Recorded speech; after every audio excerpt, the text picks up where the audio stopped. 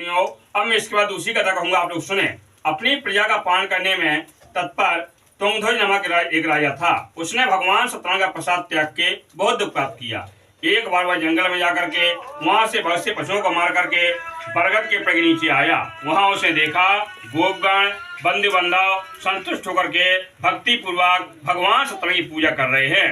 राजा देखकर भी घमंडवश ना ही वहां गया, ना ही उसने भगवान को प्रणाम किया। इसके बाद पूजा के बाद सभी गोपगण भगवान के प्रसाद राजा के पास रखकर वहां से लौट आए। इच्छा अनुसार उन सभी ने भगवान का प्रसाद ग्रहण किया। इधर राजा ने प्रसाद त्याग दिया। उसे बहुत दुख हुआ। उसका संपूर्ण धान सभी को नष्ट हो गया। राजा ने सोचा अवश्य भगवान सत्यनारायण नाश कर दिया है, इसी मुझे वहीं जाना चाहिए जहाँ भगवान सत्यनारायण पूजा हो रहा था। ऐसा उन्होंने सोच करके राजा गोपगणों के पास गया और उसने गोपगणों के साथ भक्ति श्रद्धा होकर के विधि पूर्वक भगवान सत्यनारायण की पूजा की। भगवान सत्यनारायण के पास से वह पुनः धान और पुत्र संपन्न हो गया। इस लोक में सभी शुभ होकर अंत लोक प्राप्त हुआ। श्री सूदी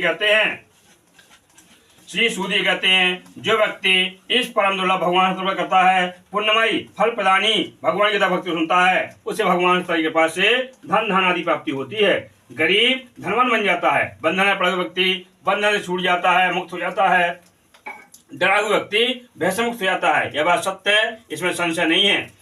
सभी ईश्वर भोग कर अंत लोक को जाता है। इस प्रकार से मैंने आप लोगों से भगवान सत्यनारायण कहा है, जिसे करने से मनुष्यों के सभी दुख दूर हो जाते हैं। कलयुग में तो भगवान सत्यनारायण की पूजा विशेष फल प्रदान करने वाली है। भगवान विष्णु को ही कुछ लोग काल, कुछ लोग सत्य, कोई सत्यदेव, दूसरे लोग सत्यनाम से कहेंगे।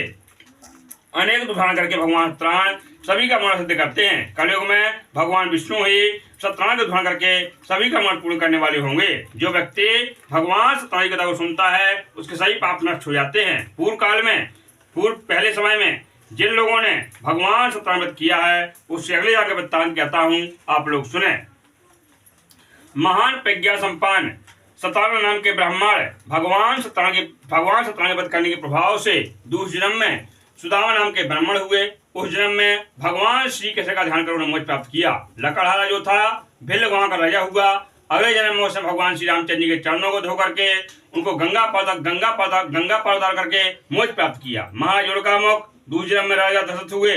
उन्होंने भगवान श्री रामचंद्र जी से श्री रंगनाथ का पूजन करके अंत लोक प्राप्त किया। इसी प्रकार से धार्मिक जो साधु सेठ जी थे भगवान सत्यनारायण के प्रभाव से दूसरे जन्म में मोर ध्वज नामक राजा हुए। उसने आय चीर कर अपनी पुत्र की आय दे भगवान विष्णु को अर्पित कर मोक्ष प्राप्त किया। महाराज तुंगध्वज जन्मांतर में स्वयं मनु हुए। भागवत संबंधी संपूर्ण कारणों का अनुष्ठान करके उन्हें वैकुंठ लोक प्राप्त हुआ। जो गोपगण थे वे सब जन्मांतर में ब्रह्मंडल में निवास करके गोप हुए। सभी राष्ट्रों का श्रृंगार करके उन्हें भगवान सद्धाम गुरु को प्राप्त किया। बोलो सत्य भगवान की जय।